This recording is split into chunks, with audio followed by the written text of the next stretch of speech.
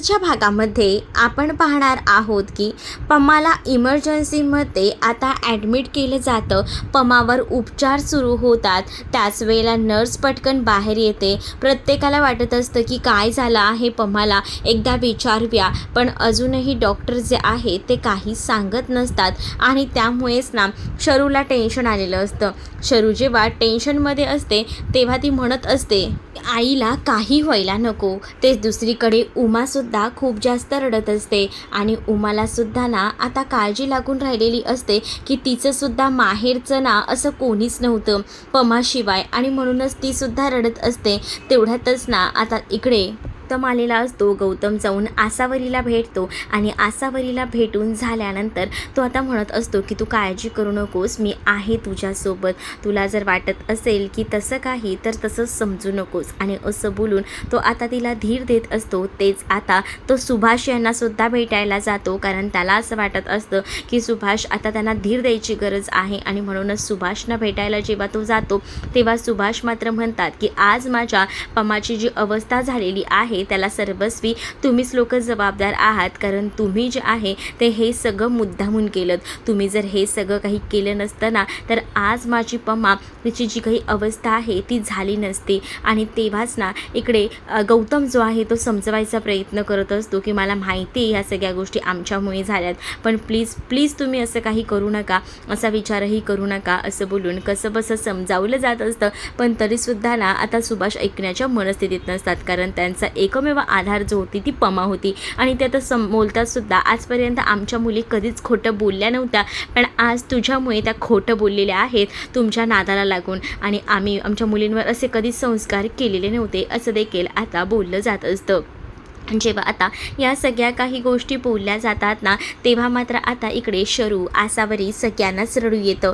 तेव्हाच ना आता जयसुद्धा बोलायला जात असतो, पण तेवढ्यात आकाशने अडवलेलं असतं. आकाश सांगत असतो की काही गरज नाही आता जायची, कारण ते ना आता सध्या बोलायच्या मनस्थितीत नाही आहेत, म्हणूनच प्लीज प्लीज जाऊ नको, असं देखील बोलून आता कसं बसं आकाशने थांबवून घेतलेलं असतं. आकाश जेव्हा थांबवून घेतो तेव्हा मात्र आता दुसरीकडे पाहायला मिळत असतं की तिकडनं गौतम जात असतो. गौतम जाताना पुन्हा एकदा या आसावरीला भेटतो आणि आसावरीला तो म्हणत असतो की तू काळजी करू नको, मी आहे तुझ्यासोबत.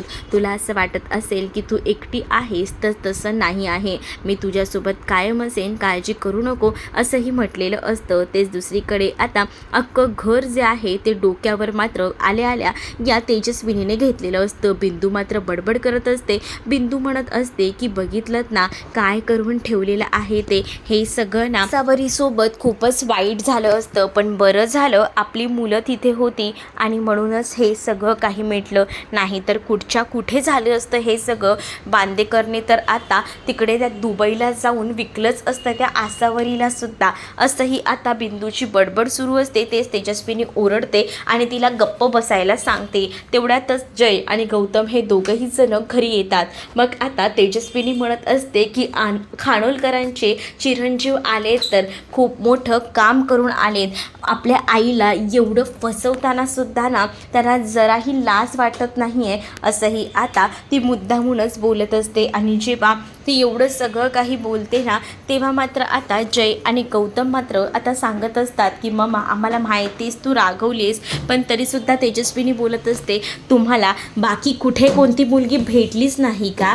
अरे गौतम, तुला एवढ्या चांगल्या चांगल्या मुली पडल्यात, पण तुला त्याच घरची मुलगी हवी होती का? असं बोलून तेजस्विनी आता गौतमला टोमणा मारत असते. त्याच वेळेला जयला सुद्धा म्हणत असते की तुझ्याकडनं तर अपेक्षा नव्हती, तू तर मला फसवलंस. मला असं वाटलं होतं निदान तू तरी माझ्याशी खरं बोलशील, पण नाही, तूही माझ्याशी खोटंच बोललास, मला फसवलंस. आणि हे सगळं बोलत असतानाच ना आता ती म्हणत असते की तुम्ही आता कितीही काही बोला, पण मला आता कळलेलं आहे 4 माणसांमध्ये माझी इज्जत गेली, असंही ती आता बोलत असते. ते दुसरीकडे पमावर उपचार होत असतात. पमाला आता सलाईन वगैरे लावलेलं असतं. मशीनसुद्धा चालू असतात.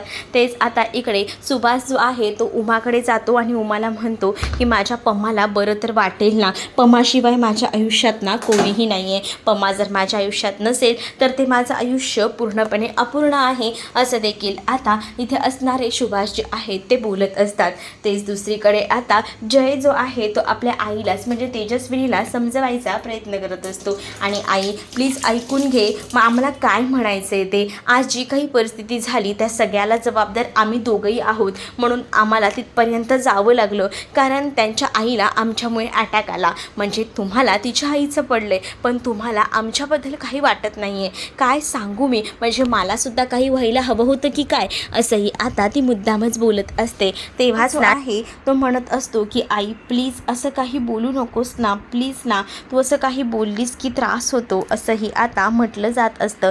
तेव्हाच दुसरीकडे आता जय म्हणत असतो की आई मी तुला सांगणार होतो, खरं तर तुझ्यापर्यंत या सगळ्या गोष्टी बोलायला येणारसुद्धा होतो, पण राहून गेलं ग, माफ कर त्या सगळ्यासाठी, मी तुझी मनापासून माफी मागतो, असं देखील बोलून आता तो अक्षरशः हात जोडत असतो. पण तरीसुद्धा ना आता काही गोष्टी तेजस्विनी समजून घेत नसते. तेजस्विनी सरळ सांगते की मला ना तू काही सांगू नकोस, कारण मला माहिती आहे की तू कसा आहेस ते. जर मी तुला ओळखलं होतं तेव्हाच तू किती मला त्रास देतोयस ते. अरे तुमच्या लोकांकडनं मला ही अपेक्षासुद्धा नव्हती. मला असं वाटलं होतं की तुम्ही सगळीजणं जे आहात ते निदान माझ्यासाठी का होईना या सगळ्या काही गोष्टी सोडून द्याल, पण नाही, तुम्ही जे आहेत ते मुद्दामूनच या सगळ्या काही गोष्टी करताय. पण मला या सगळ्या लोकांमध्ये तोंड दाखवायलासुद्धा जागा तुम्ही ठेवली नाही. काय वाटलं असेल तेव्हा मला किती त्रास झाला असेल ना, या सगळ्या गोष्टीचा मी विचारही करू शकत नाही. इतका भयंकर असा त्रास मला झाला आणि तो सुद्धा तुमच्यामुळेच, असंही आता म्हटलं जातं. तेच दुसरीकडे आता सुभाषला डॉक्टर म्हणत असतात की जरा माझ्या कॅबिनमध्ये या, मला तुमच्याशी बोलायचं आहे, आणि असं बोलून ते आता कॅबिनमध्ये बोलवतात. मग तेव्हाच ना आसावरी शरू खूप जास्त घाबरतात. आता डॉक्टरांना काय सांगायचं असेल असे विचार ना मनामध्ये येऊ लागलेले असतात. तेच दुसरीकडे मात्र आता पाहायला मिळत असतं की आसावरी टेन्शनमध्ये असतात. त्यांना कळत असतं की हे सगळं काही त्यांच्यामुळे होते, पण आता समजवायचा बोलायचा प्रयत्नसुद्धा करत असतात. मग तेव्हाच ना त्यांना साक्षी समजावत असते, थोडा धीर धरा, सगळ्या काही गोष्टी शांत झाल्या, नीट झाल्या की तुम्ही बोलून घ्या, असंही आता सांगितलं जातं. तेच दुसरीकडे आता तेजस्विनी खूप जास्त रडत असते. तेजस्विनी रडत असताना जय तिला सावरायचा प्रयत्न करत असतो. जय आता अक्षरशः तिच्या डोक्यावर हात ठेवून आता शपथ वगैरे घेत असतो आणि म्हणत असतो यानंतर तुझ्या मनाविरुद्ध कोणत्याही गोष्टी करणार नाही, सगळं तुझं ऐकणार, खरंच सांगतोय शपथ, आणि तुला दिलेलं वचन मोडणार नाही, या भाषेतच आता तो बोलत असतो. एवढ्या सगळ्या गोष्टी जेव्हा आता तो बोलत असतो ना, तेव्हा त्याने ना आता डोक्यावर ना हात वगैरे ठेवलेला असतो. हे सगळं बोलत असताना मी म्हणत असते की ह्या वचनांची वगैरे गरज नाही आहे, कारण का ही वचनं वगैरे ना ह्या सगळ्या नादात आम्हाला अडकायचंच नाही आहे. कारण मला असं वाटत होतं की माझी मुलं माझ्या ताब्यात असतील, मला सगळं काही सांगत असतील, पण आज एवढ्या माणसांमध्ये मला असं तोंडावर पडायला लागले ना, त्यामुळे मला ना आता तुम्हा मुलांवर ना कोणताही विश्वास नाही आहे. मला असं वाटत नाही की तुम्ही मुलं माझ्या चांगल्यासाठी कोणता विचार कराल, त्यामुळे आता मला काहीच बोलायचं नाही आहे, असं बोलून ती निघून जाते.